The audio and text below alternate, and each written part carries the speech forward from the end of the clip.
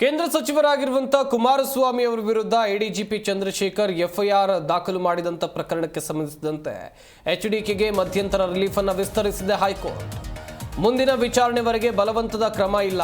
ನಿರ್ಬಂಧ ತೆರವಿಗೆ ಲೋಕಾಯುಕ್ತ ಪರ ವಕೀಲರು ಮನವಿಯನ್ನ ಮಾಡಿಕೊಂಡ್ರು. ಎಫ್ಐಆರ್ ಆಧರಿಸಿ ಹಳೆ ಜಾಮೀನು ರದ್ದು ಕೇಳದಿರೋಕೆ ಸೂಚನೆಯನ್ನ ಕೊಟ್ಟಿದ್ದಾರೆ.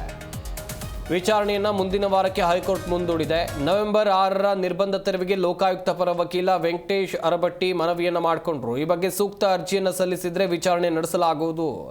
ನ್ಯಾಯಮೂರ್ತಿ ಪ್ರದೀಪ್ ಸಿಂಗ್ ಅವರಿದ್ದಂಥ ಪೀಠ ಈ ಅಭಿಪ್ರಾಯವನ್ನು ವ್ಯಕ್ತಪಡಿಸಿದೆ. ವಿಚಾರಣೆ ಮುಂದಿನ ವಾರಕ್ಕೆ ಮುಂದೂಡಿದ ಹೈಕೋರ್ಟ್. ಸುದ್ದಿಗೋಷ್ಠಿಯಲ್ಲಿ ಲೋಕಾಯುಕ್ತ ಎಡಿಜಿಪಿ ಬಗ್ಗೆ ಆರೋಪಿಸಿದ್ರು. ಕೇಂದ್ರ ಸಚಿವರಾಗಿರುವಂಥ ಎಚ್.ಡಿ. ಕುಮಾರಸ್ವಾಮಿ ಅವರು ಎಡಿಜಿಪಿ ಚಂದ್ರಶೇಖರ್ ಸಂಜಯನಗರ ಠಾಣೆಯಲ್ಲಿ ದೂರನ್ನ ಕೊಟ್ಟಿದ್ರು. 10 ವರ್ಷ ಹಳೆಯ ನಿರೀಕ್ಷಣಾ ಜಾಮೀನು ರದ್ದಿಗೂ ಎಸ್ಐಟಿ ಅರ್ಜಿಗೂ ಸಲ್ಲಿಸಲಾಗಿತ್ತು.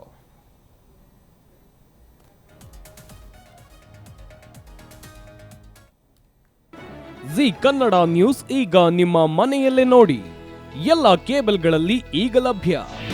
ನಿಮ್ಮ ನೆಚ್ಚಿನ ಜಿ ಕನ್ನಡ ನ್ಯೂಸ್ ಈಗ ಸನ್ ಡೈರೆಕ್ಟ್ ನಲ್ಲಿ number 292, Tata play number 1664, Jio TV number 1334, NXT digital number 30, in cable number 30, city networks 51, U digital number 162, GTPL number 17, Rockline telecommunications number 42, Shri Basaveshwara cable number 168, rural cable network 60, Vinayaka digital 57, Abhishek cable 821, city channel 53, Siddeshwara cable network 57, V4 digital Infotech 628, Surya digital networks 53, Gajanan digital number 836, Malnad infotech private limited number